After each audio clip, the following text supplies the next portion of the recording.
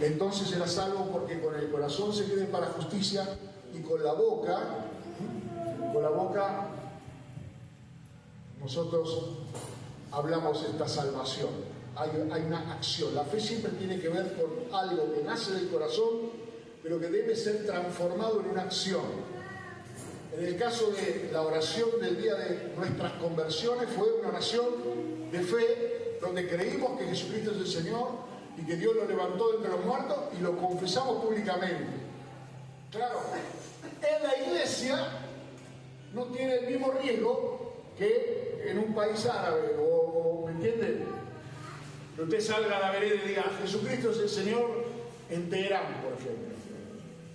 ¿Me comprenden? Usted sabrá que la misma oración,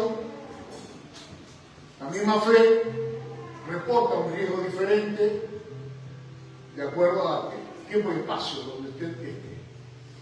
Pero eso yo quiero compartirles hoy un conocimiento, algo que el Espíritu Santo me dio a mí hace mucho tiempo, pero que he visto que hay un mal uso en algunos ministerios y me preocupa, y a ver si tengo la oportunidad y la misericordia, la gracia de Dios de poder explicarlo bien, para que usted pueda vivir en este nivel, para que usted pueda vivir en este nivel. Es difícil. Nosotros a veces vemos a algunos hombres de Dios que viven en un determinado nivel de revelación y después se establecen en ese nivel de revelación y no quieren bajar de ahí. Ya cuando viene alguien con otras discusiones u otras cuestiones elementales, ya es como que no quieren entrar otra vez a explicar lo que ya está explicado. Yo, que la pared es negra, es como que ya no tengo ganas de explicar. Entonces, esto nos suele pasar, y entonces empezamos a predicar a partir de un nivel donde hay un montón de cosas que a veces usted no sabe. ¿Y cómo me doy cuenta que no sabe? Porque lo miro, trato de ver cómo vive, cómo decide, cómo maneja su familia, cómo maneja sus finanzas, cómo maneja... Trato de, obviamente con lo que usted me deja ver, porque no le pongo ningún espía, ¿no? Es lo que yo veo. Pero este es un concepto que yo aprendí muy tempranamente y lamentablemente venía demorando, así que no hago más preámbulo. Santiago capítulo 5, verso 17. A partir de ahí, le voy a pedir que usted, ya le dije el domingo pasado, traiga la Biblia, en lo posible, traiga una Biblia, ¿eh? Si no se sienta al lado de algún creyente, que venga con la Biblia, ¿eh? Pero la Biblia hay que leerla, ¿no? Hay que llevarla, hay que traerla a la reunión. Si usted tiene una electrónica, fenómeno. Pero si no la tiene, traiga una de papel, ¿eh? Para que vea que lo que yo le estoy diciendo está en la palabra de Dios. Santiago capítulo 5, verso 17 dice: Elías era un hombre sujeto a pasiones semejantes a las nuestras, y oró fervientemente para que no lloviese, y no llovió sobre la tierra por 3 años y 6 meses. Y otra vez oró, y el cielo dio lluvia, y la tierra produjo su fruto. Elías era un hombre sujeto a pasiones. A ver, ¿se enojaba Elías?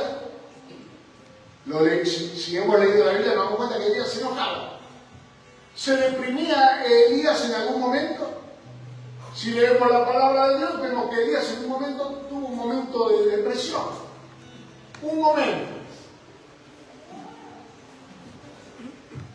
¿Se asustaba Elías? En un momento leemos. Y sabemos que hubo una enorme lluvia después de 3 años y medio. Pero no sabemos cómo oró para que no lloviera. Entonces vamos a 1 de Reyes, capítulo 17, verso 1. Y vamos a una situación completamente distinta. Entonces Elías Tibita, que era uno de los moradores de Galaad, le dijo al rey Acab: vive Jehová, Dios de Israel, en cuya presencia estoy, que no habrá lluvia ni rocío en estos años si no es por mi palabra? Esta es el tipo de oración a la que la Biblia le llama la oración de fe. Sino que es prosperada para aquellos para lo cual Dios le envió. ¿Para qué Dios envía su palabra? Para que usted la recoja, para que usted la tome, la crea y la confiese. Y al tomar la palabra de Dios y confesarla, no hay forma de que Dios no esté de acuerdo con su propia palabra. Pero sí Dios sabrá si usted la cree o no la cree. Si usted la repite como un mantra, si usted la repite como un loro, si usted la repite como alguien que escuchó algo por ahí. Porque Dios no solamente escucha la palabra, sino que escudriña la mente y el corazón. Entonces el Dios que nosotros creemos que escudriña su mente sabe lo que a usted le pasa. ¿O alguno de ustedes piensa que cuando ora le informa a Dios lo que a usted le pasa porque Dios no lo sabe? ¿Qué clase de Dios sería que usted se presente para decirle, Señor, me duele el tobillo y Él no lo sepa? O Señor, no tengo plata para pagar esta cuenta y Él no lo sepa. Él sabe todo. Pero Él no está esperando que usted lo informe. Él no está esperando que Él llegue al lugar de peticiones, al trono de la gloria, al trono de la gracia, con una receta o con una lista de supermercado y le diga 2 paquetes de harina y 2 paquetes de yerba. ¿Me entiende? La oración es un diálogo. En 1 Corintios, en el capítulo 12, los que han leído la Biblia saben, el apóstol Pablo dice, yo no quiero que ustedes sean ignorantes respecto de los dones espirituales como antes, cuando ustedes adoraban ídolos mudos, que se presentaban delante de un muñeco, una estatua, un ídolo, que tiene ojos y no ve, oídos y no oye, boca y no habla, brazos y no palpa. Y el salmista dice, incluso semejantes son a él los que creen en él. Es decir, impotentes en las cosas espirituales. La oración de fe consiste en un creyente capaz de manifestar lo que hay en su corazón en concordancia, en acuerdo con lo que ha venido de parte de Dios. Por eso dice, si alguno está enfermo, bueno, entonces hagamos algo. Llame a los ancianos de la iglesia y ellos lo ungirán con aceite. Es un hecho. O sea, la unción de aceite tiene un contenido espiritual, es un acto. Todo lo que tiene que ver en Dios con la fe son actos de carácter profético, como fue el bautismo en agua, como es tomar la cena del Señor, como es la unción de aceite, como es la oración de fe. Pero no es porque Dios tenga que convencerse, es porque nosotros necesitamos los hechos para que nosotros tengamos esa certeza, esa seguridad. Por alguna razón, hay un libro en la Biblia que se llama Hechos. En realidad el nombre es Praxis. Es el libro de Praxis. Para que ustedes vean cómo la iglesia primitiva, que creyó en el Señor Jesucristo y escuchó la palabra de Dios, fue obediente a esa palabra de Dios y practicó, la convirtió en hechos concretos. La promesa del Espíritu Santo, se reunieron a orar, fue un hecho concreto. Los enfermos que sanaban, la palabra que predicaban, los lugares a donde iban, a donde se movían, en Jerusalén, en Judea, en Samaria, hasta el último de la tierra, todo fue hecho, fue consumado. Jesucristo murió en la cruz porque era un hecho necesario para el perdón de nuestros pecados. Es una acción. El Padre podía habernos perdonado sin enviar a Cristo. en su sola potestad, no podía haber destruido al hombre pecador y punto, y se acabó. Muerto el perro, se acabó la rabia. Pero no, envió a su Hijo en el cumplimiento de la palabra escrita. Jesús nació en el tiempo de la palabra escrita de una mujer virgen como estaba escrito. Nació en una familia en la cual estaba escrito que tenía que nacer en el lugar donde Dios dijo que tenía que nacer. Al nacer en Belén, consumó un hecho de la palabra de Dios. Al predicar la palabra, al orar por los enfermos y aún al resucitar entre los muertos, Cristo cumplió con la palabra de parte de Dios. La vida de fe, la oración de fe, tiene un solo sentido: conocer cuál es la voluntad de Dios y transformarla en un hecho. El resto es teoría, es folclore, es religión. Dios le dijo a Elías: mira, yo quiero que vos vayas y le digas al rey que no va a llover hasta que vos lo digas. Miren, hermano, hay que animarse a presentarse delante de una autoridad como el rey Acab, que era más malo que la peste, que estaba casado con Jezabel, que era más mala que Acab, y encararle y decirle: rey, mira, te explico, de acá en adelante no llueve más hasta que yo diga. Hasta luego. 3 años y medio sin llover. ¿Sabes cómo lo estaban buscando Elías? Lo buscaba la Mossad, ¿me comprende? ¿Dónde está el tipo que dijo que no va a llover? Dios lo envió con una viuda extranjera fuera de los territorios para que nadie lo encontrara, hasta que Dios le dijo: andá. Ahora, la Biblia dice que cuando el apóstol Pedro tuvo la revelación de que Jesucristo es el Señor, Jesús le preguntó a los discípulos: ¿qué dice la gente? ¿Qué anda diciendo la gente de mí? Bueno, unos dicen que sos Juan el Bautista que resucitó, otros dicen que sos Zacarías o Elías o alguno de los profetas. Y había un montón de teorías. ¿Y ustedes qué dicen? ¿Y qué dicen ustedes? Porque ustedes son los que fueron enviados a predicar. Y Pedro le dijo: tú eres el Cristo, el Hijo del Dios viviente. Y Jesús le dijo, esto está en Mateo capítulo 16, dio gloria a Dios, pues esto no te lo reveló mi sangre ni carne, sino mi Padre que está en los cielos. O sea que Pedro repitió lo que oyó en su corazón de parte de Dios. A eso Jesús lo llamó la piedra fundamental donde se edifica la iglesia. Esa es la verdad fundamental, fundacional de la iglesia, es que Jesucristo es el Hijo unigénito de Dios. Tú eres el Cristo, el Hijo del Dios viviente. Y yo te digo que tú eres Pedro, y sobre esta piedra edificaré mi iglesia, y las puertas del Hades no prevalecerán contra ella. Es decir, la iglesia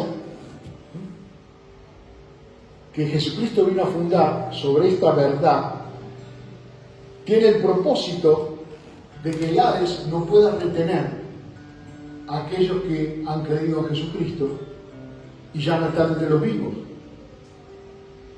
El Hades era el lugar de los muertos, pero Él nos ha dado promesa de resurrección. Pero inmediatamente le dice a Pedro: a ti te daré la llave del reino de los cielos, y todo lo que atares en la tierra será atado en los cielos, y todo lo que desatares en la tierra será desatado en los cielos. Es decir, una potestad ejercida. ¿Quién es el Rey de Reyes? ¿Quién es? Y la llave de la puerta de los cielos es la llave de su casa, es la llave de su reino, es la llave de su palacio. Él está diciendo a Pedro: vas a tener acceso permanente, tener la llave, no toque timbre, ¿Me entendés? De aquí en adelante no golpeé más, ya tenés la llave.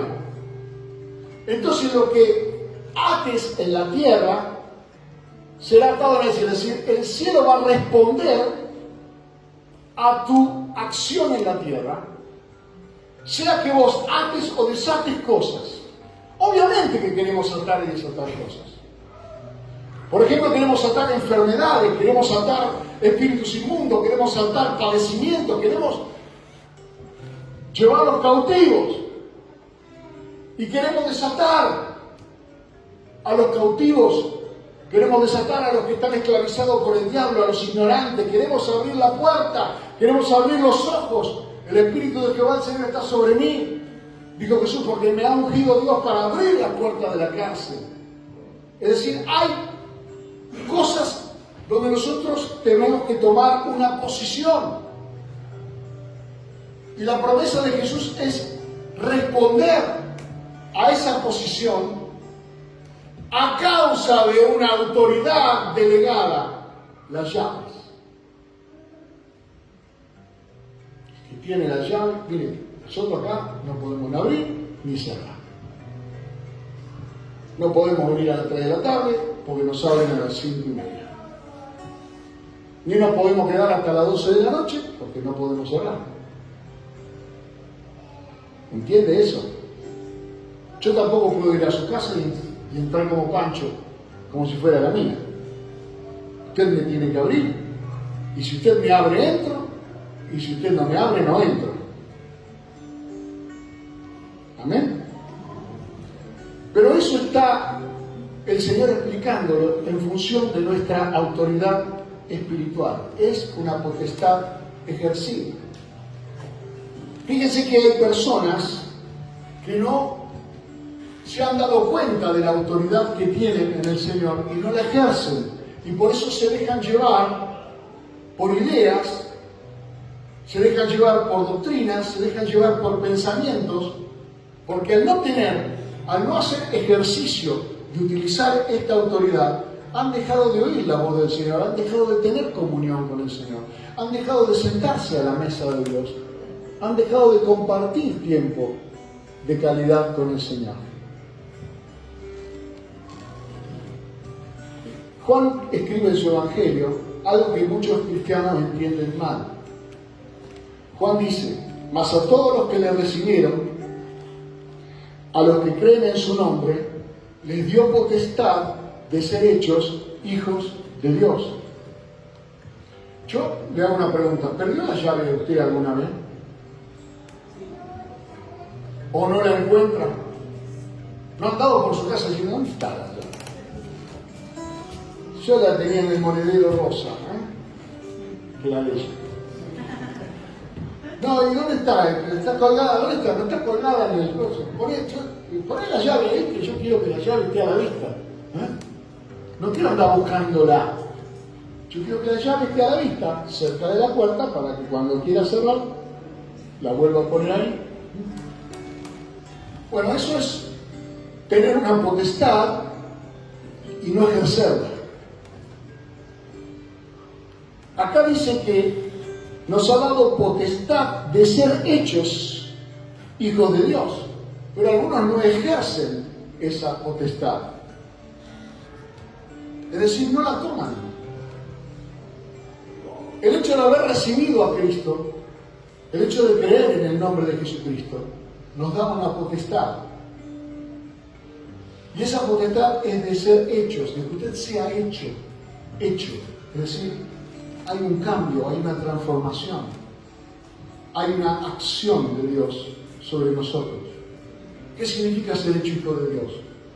En primer lugar, si usted conoce a Dios, sabe que Dios lo ama. Sabe que Dios tiene planes maravillosos para su vida, porque Dios ama a sus hijos. Porque si nosotros, siendo malos como somos, queremos lo mejor para nuestros hijos, a menos que seamos tan malos que ya ni siquiera queramos lo mejor para nuestros hijos, ya ahí es muy difícil eso de arreglar. Pero si nosotros, siendo malos, queremos dar buenas dádivas a nuestros hijos, dijo Jesús, ¿Cómo no podemos entender el amor de Dios sobre nosotros en los recursos infinitos de Dios para bendecirnos? Sea en nuestro cuerpo con salud, sea en las cosas más elementales que nosotros necesitamos como hijos, tal vez cuando todavía somos inmaduros espiritualmente, muy dependientes, luego más independientes, luego interdependientes y todas las cosas en sociedad, todo lo hacemos en sociedad con Dios. Pero esta identidad debe ser algo permanente en nosotros, que ahí es donde yo veo que ocurre el problema. Que a veces vamos y venimos. A veces me comporto como un hijo de Dios y a veces me comporto como... Mire, le voy a decir algo durísimo, ¿sí? Si no es hijo de Dios, ¿sabe de quién es? Nadie es huérfano. Imagínese usted, si no es hijo de Dios, hijo de quién es. Entonces nosotros tenemos que entender que hay una permanencia en nuestra identidad. En Juan capítulo 15, verso 24, vamos al 7 primero, 15, 7, Jesús dice: si permanecéis en mí, si ustedes permanecen en esta relación que tienen conmigo, y mis palabras, si lo que yo les enseñé, si lo que yo les digo, si lo que está escrito permanece en vosotros, pedid todo lo que queráis y os será hecho. Porque una persona que permanece en la palabra de Dios no va a pedir una cosa extraña, no va a pedir un despropósito. Es más, esa sería la respuesta a cualquier cosa arbitraria y ridícula que pidamos. El Señor podría decir: no, eso no está en mi palabra. ¿Por qué me estás pidiendo algo que no está en mi palabra? Pero si permanecéis en mí y mi palabra permanece en vosotros, o sea, si tienen memoria de cuál es lo que hemos recibido de parte de Dios, cuál es la autoridad con la que hemos sido investidos como hijos de Dios, entonces pedí tranquilo, abrí tu boca y deja de vivir en la mediocridad de alguien que está entrando y saliendo con un pie adentro y con un pie afuera. Situaciones en nuestra vida a las cuales tenemos que decir: ya está, se acabó, basta. Ya hubo un tiempo para vivir de esa manera, ya está. Ahora yo tengo que vivir de acuerdo a mi identidad como hijo de Dios. Y más adelante en el mismo capítulo dice: hasta ahora no habéis pedido nada en mi nombre. Pedid y recibiréis para que vuestro gozo sea cumplido. Y acá es donde muchos creyentes erran, porque creen que pedir en el nombre de Jesús es una fórmula, y pedir en el nombre de Jesús significa algo distinto.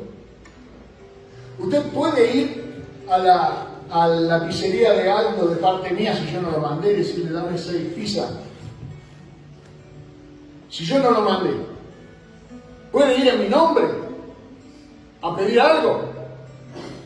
Puede ir a la ferretería de la esquina y pedirle una lata de pintura en mi nombre si yo no lo mandé. Pedir en el nombre de Jesús significa que Él te mandó a pedir eso. No, en el nombre de Jesús. Y cualquier cosa, cualquier verdulería, cualquier fruta que no tiene nada que ver con lo que está en la palabra de Dios. Pedir en el nombre de alguien significa haber sido enviado por esa persona a pedir. Lo mismo cuando nos reunimos en el nombre de Jesús. Nos reunimos en el nombre de Jesús. Acá está Jesús. Pero vamos a jugar al truco. No. O sea, reunirse en el nombre de Jesús significa que es una reunión que Dios mandó. Él mandó que se haga esa reunión. No la declaro yo. No es que yo digo: estoy en el nombre de Jesús.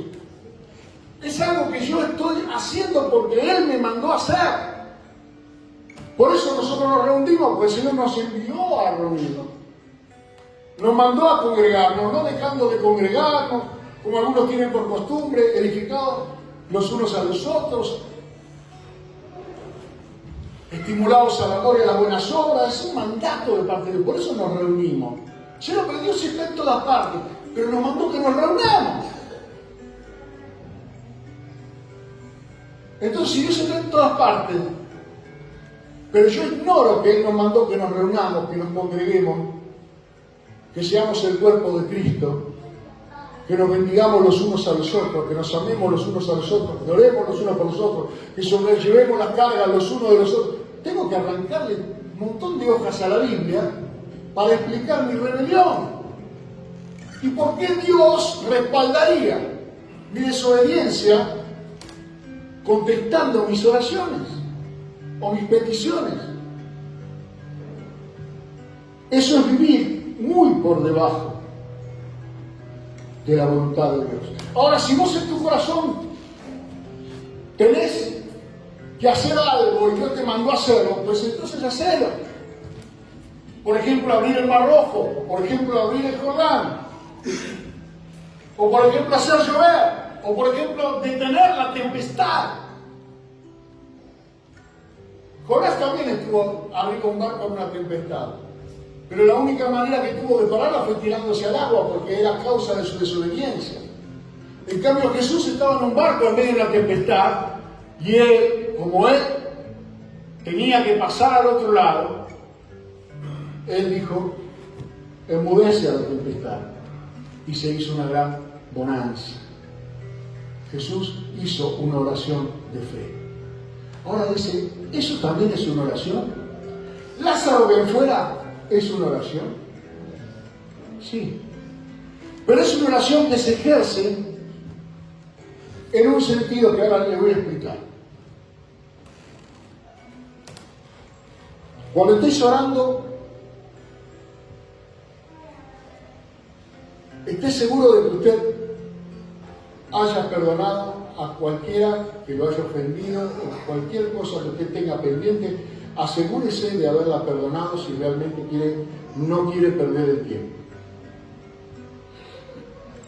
Dice, cuando estéis orando, Marcos 11:25, perdonad. Si tenéis algo contra alguno, para que también vuestro Padre que está en los cielos os perdone a vosotros vuestras ofensas. Porque si vosotros no perdonáis, tampoco vuestro Padre que está en los cielos os perdonará vuestras ofensas. La oración de fe no es una oración de rencor, no es una oración de venganza, no es una oración de revancha, porque Dios ama. Y cuando Cristo murió por nosotros en la cruz, nos perdonó, pero también perdonó a cualquier otro que nos haya hecho daño a nosotros. En ese mismo perdón, la sangre de Cristo es suficiente para perdonar a todos. Lo que pasa es que ese perdón se ejecuta cuando nosotros nos arrepentimos. Pero se ejecutó porque Cristo ya murió en la cruz por nosotros y resucitó. Entonces, ¿cómo voy a estar en tremendo desacuerdo con Dios, teniendo deseos de vengarme o teniendo malos deseos contra alguien, no perdonando a alguien, odiando a alguien y pretender ser oído por el Señor en alguna petición? Olvídese. Puede gritar, patalear, ayunar, hacer lo que quiera. Si no perdona, Dios no lo escucha.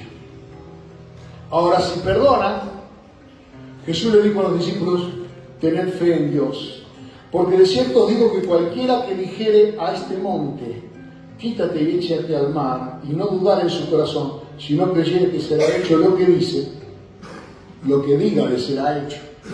Por tanto, os digo que todo lo que pidiereis orando, creed que lo recibiréis, y os vendrá. Esto Jesús lo dijo después de haber maldecido una higuera. Y pasaron al día siguiente y la higuera se secó. Fue una enseñanza para los discípulos. Fue una señal para los discípulos. Tal vez no fue tan grande como abrir el Mar Rojo para Moisés o hacer venir una bandada de codornices cuando los pueblos, los israelitas tuvieron hambre y lo demás. Pero fue una señal para que ellos entendieran que nosotros fuimos hechos a imagen y semejanza de Dios para señorear sobre las cosas creadas. Que eso es lo que dice la Biblia en Romanos 8:28, que a los que aman a Dios, las cosas les ayudan para bien. Cuando Jesús necesitó darle de comer a una multitud de 5.000, 5 panes y 2 peces lo ayudaron a darle de comer a 5.000. Tomó autoridad sobre las cosas y las multiplicó para cumplir un propósito.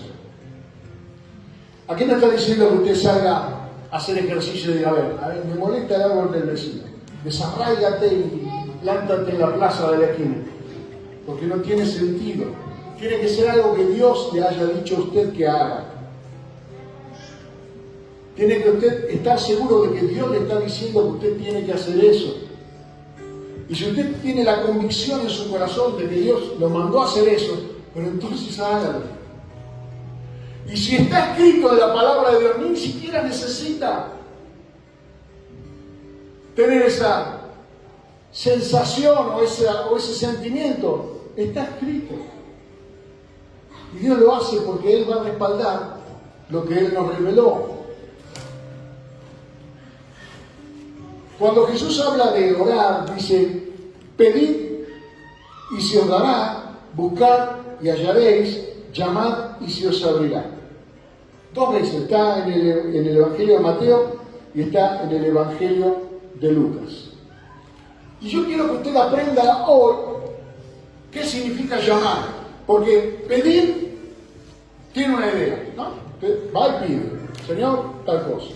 Buscar, también usted está buscando una palabra de parte de Dios que respalde lo que usted quiere. O sea, está en una búsqueda, en una comunión con el Señor, para ver de qué palabra usted se va a apropiar para poder decir a Dios, Señor, esto está prometido. Señor, esto es tu palabra. Señor, confío en lo que tú dijiste. Pero ¿qué significa llamar?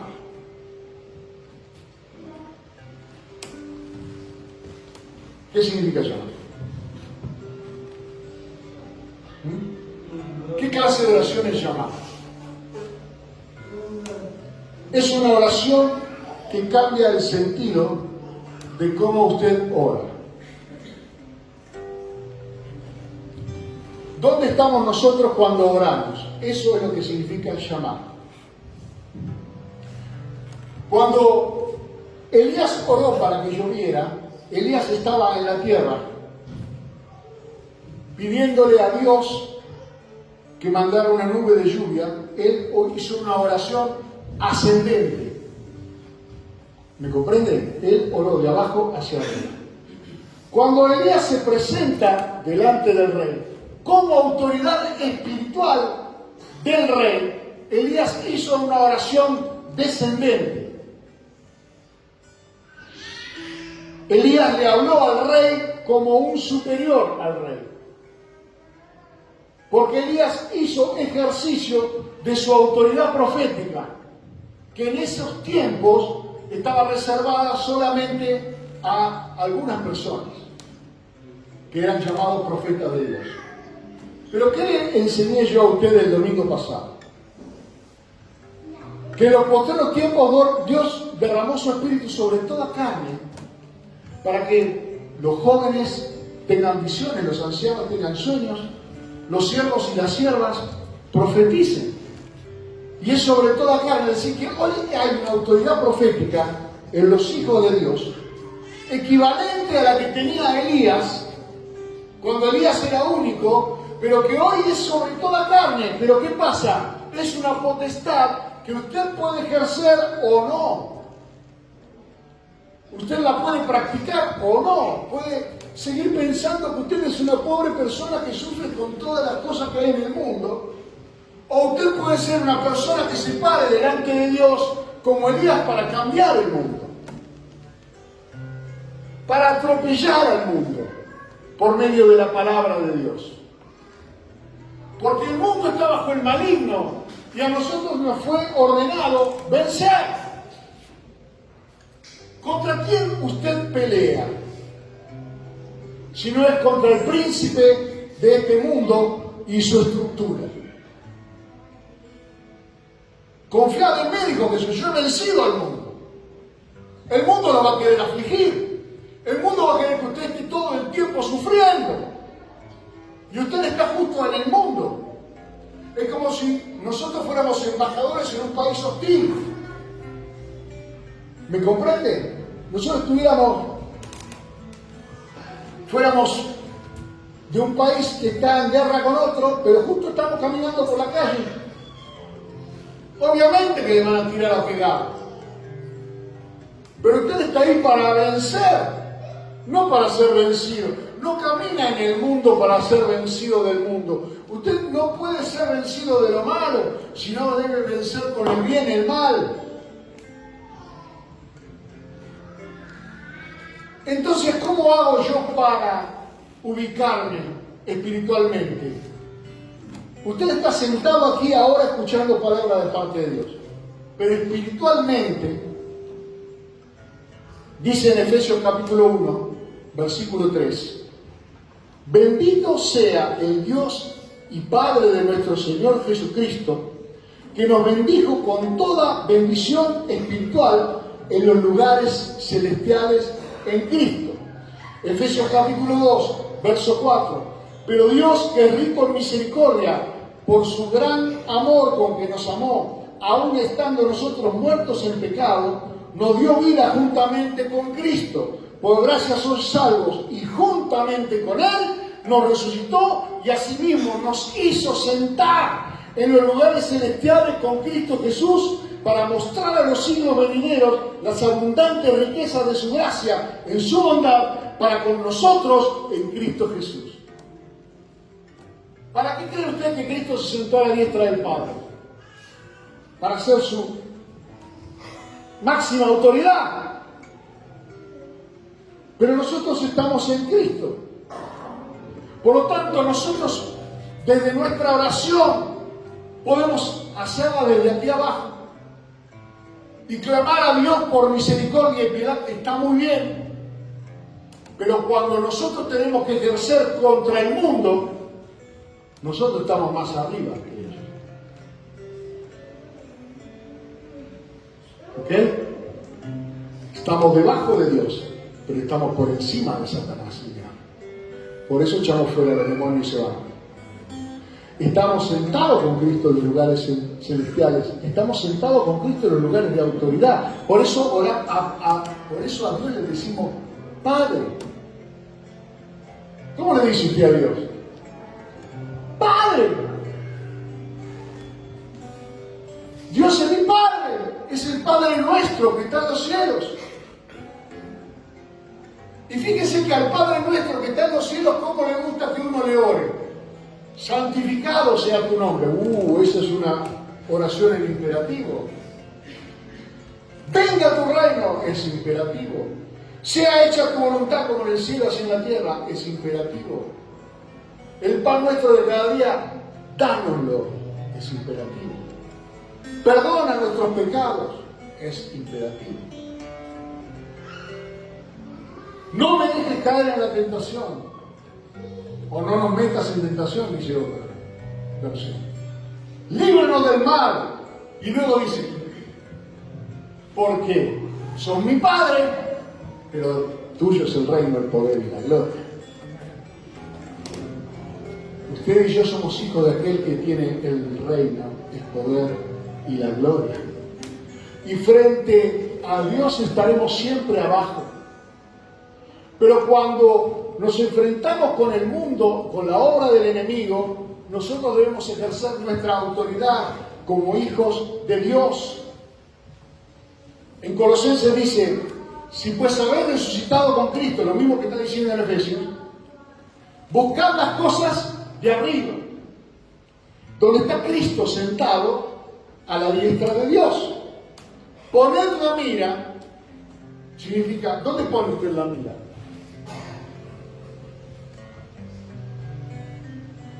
Desde donde usted apunta.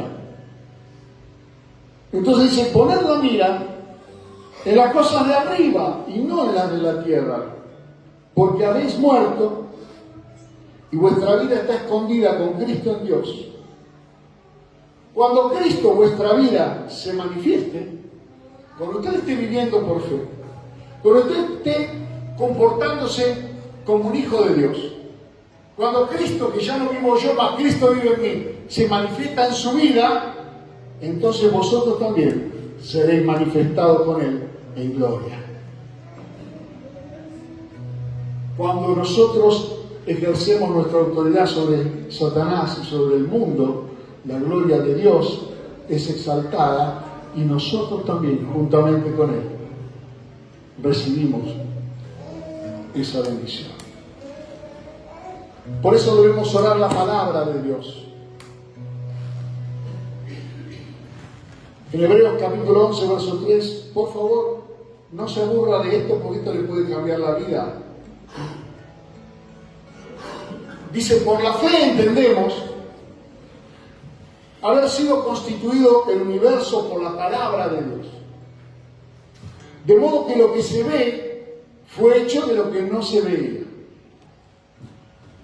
Leímos en Efesios que fuimos bendecidos con toda bendición espiritual en los lugares celestiales.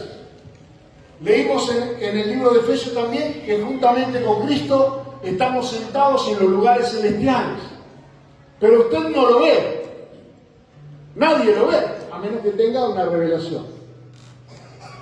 Pero ¿qué es lo que hace, lo que convierte en realidad lo que no se ve? La palabra de Dios. Por la fe entendemos que el universo fue constituido por la palabra de Dios, en el corazón de Dios. El plan se ejecutó conforme a su voluntad. Su palabra lo hizo. Eso significa que nosotros, participantes de la naturaleza divina, como dice la carta del apóstol, la segunda carta de Pedro, tenemos esa misma naturaleza de creer y confesar con nuestra boca. Le llamamos oración. Pero recuerde, hay una oración que es hacia arriba, donde yo me humillo, donde yo pido perdón, donde yo me reconcilio con Dios, donde yo clamo por misericordia. A Dios le oro desde abajo, pero al mundo yo le oro desde arriba. Yo le hablo desde arriba, porque es palabra de Dios que tenemos autoridad. La oración eficaz del justo puede mucho, dice en Santiago capítulo 5, verso 16. ¿Tengo que pedirle permiso a Dios para hacer una liberación? No. Estas señales seguirán a los que creen. En mi nombre echarán fuera demonios. Está hecho. Hablarán en nuevas lenguas. ¿Tengo que pedirle permiso a Dios para orar por alguien para que sea lleno del Espíritu Santo y reciba la lengua? No, está hecho. Hablarán en nuevas lenguas. ¿Me comprenden? Pues si vosotros, siendo malos, sabéis dar buenas dádivas a vuestros hijos, cuánto más vuestro Padre Celestial dará el Espíritu Santo a quien se lo pida. Lucas 11:13. ¿Debo pedirle permiso a Dios para bendecir a mis hijos? Papá, mamá, que tenés hijos. ¿Tenés autoridad? Esa es una oración de arriba para abajo. Es una de las más claras, donde mejor se ve lo que yo estoy tratando de explicar. Si yo oro por mis hijos, Dios escuchará mi oración porque Él decidió que sean mis hijos y me ha dado autoridad. Salmo 112, verso 2. Su descendencia será poderosa en la tierra, la generación de los rectos será bendita. Salmo 115, verso 14. Aumentará Jehová bendición sobre vosotros y sobre vuestros hijos. Bendito vosotros de Jehová que hizo los cielos y la tierra. Hágalo. Ejerce esa autoridad. Cúbralo de enfermedades, cúbralo de peligros en la calle, cúbralo de escuchar cosas que no quiere escuchar, de malas compañías, de gente mala y perversa que en el mundo hay. Toma autoridad, blinde su casa, cubra a su familia con la sangre de Cristo. Levántese como sacerdote, como profeta de su familia y ejerza la autoridad para la cual Dios nos sentó en los lugares celestiales. Debemos mendigarle a Dios que venga una almita, por favor. Mire, hermano, si quiero venir a la iglesia. No, hermano.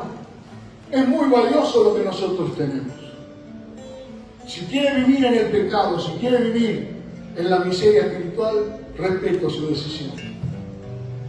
Pero si quiere escapar de este mundo que está condenado a desaparecer, tenemos la llave, que es el Evangelio de Jesucristo. Corra por su vida, salve su vida, salve su familia, libérese de la enfermedad, libérese del pecado, libérese de la maldición, libérese de todas las cosas con las cuales Satanás está esclavizando a toda la gente del mundo. Al ver las multitudes, Jesús tuvo compasión de ellas porque estaban desamparadas y dispersas como ovejas sin pastor. Mire, hermano, yo era un pastor tímido, oraba por un alma, por 2 almas, por 3 almas. Yo creo en este momento, y lo digo ahora, para que usted cuando ocurra lo vea, Dios va a enviar multitudes de personas. Dios va a enviar multitudes de personas. Estoy orando al Señor desde hace un tiempo y resulta que es extraordinario, porque desde hace un tiempo a esta parte los hermanos me escriben para contarme sueños.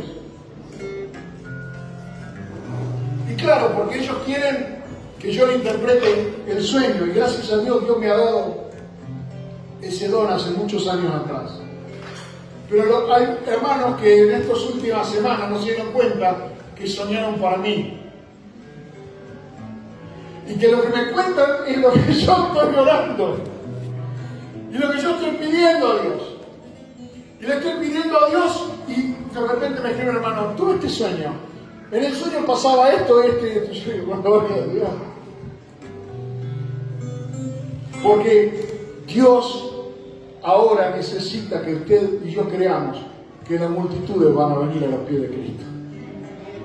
Multitudes van a venir, familiares, personas que están perdidos, personas que están en cualquiera, no importa. Este es el tiempo aceptable de parte de Dios. Entonces nosotros tenemos que prepararnos. A mí el Señor hace unos años también dijo, preparar a la gente. Y yo estuve trabajando para preparar a la gente y uno dice, ¿para qué querés tantos diáconos en una iglesia chiquitita? ¿Para qué querés tantos obreros en una iglesia pequeña? Había un momento que me digo, los obreros suban a la plataforma y no quedaba nadie ahí abajo.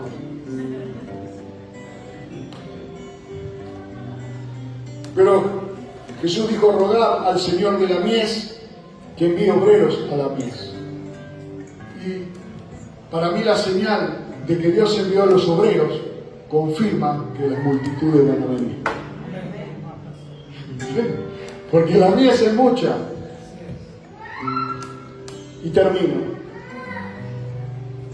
Apocalipsis capítulo 12, verso 17 y 22, perdón.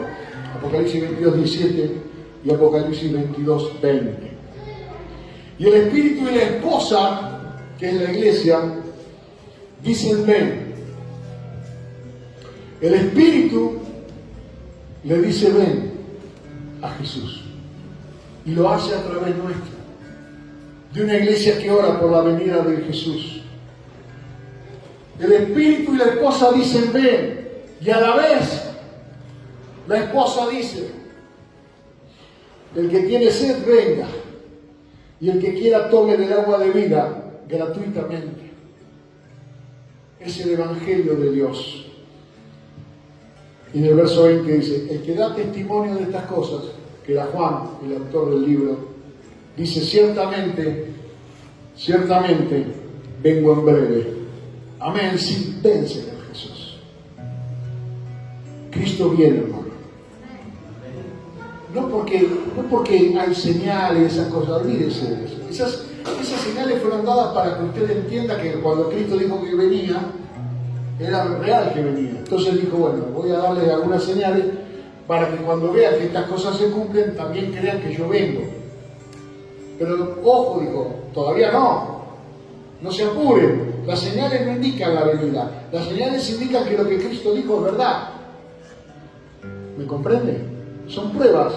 No esos hermanos que están atribulados por las señales. No, hermana. Si usted ora, su familia se va a convertir antes que Cristo venga. Si usted ora, su barrio va a tener el testimonio de Cristo antes de que Cristo venga. Si usted lo hace, si Dios lo puso en su corazón. Pero Es imposible que Él no venga, Él va a venir. Y va a venir de un momento a otro, Él lo prometió. Y entonces, si usted no está preparado, entonces, ¿qué va a hacer? Cuando vea que el Señor viene a buscar a su iglesia, le va a decir: sí, yo estuve ese domingo en la iglesia de Dani, pero no me animé porque tenía vergüenza y qué sé yo, aparte yo no tengo un montón de rollo. Bueno, quédate, le va a decir el Señor, porque el mundo va a ser destruido, te aviso. Porque para eso vamos a ser arrebatados, para evitar la destrucción que viene, el juicio que viene sobre el mundo. Dios envió su juicio sobre Jesús. Él sufrió por nosotros. Todos los que están en Él no sufrirán. Pero todos aquellos que rechazaron el sacrificio de Jesús, pues entonces tendrán que sufrir por su propia maldad. No aceptaron. No quisieron la redención. Los amamos igual. Deseamos que Dios los bendiga igual. Nadie se va a enojar con usted. Pero se queda. Y nosotros nos vamos. Y nos vamos para siempre. Y nos vamos para estar con Cristo. Y nos vamos para adorarle, para bendecirle. Y para vivir eternamente. Donde no va a haber más lágrimas, donde no va a haber más sufrimiento, ni enfermedad, ni soledad, ni ninguna cosa. Porque Él enjugará personalmente la lágrima de nuestros ojos, dice la Biblia, y nos pastoreará por siempre. Póngase de pie, vamos a orar.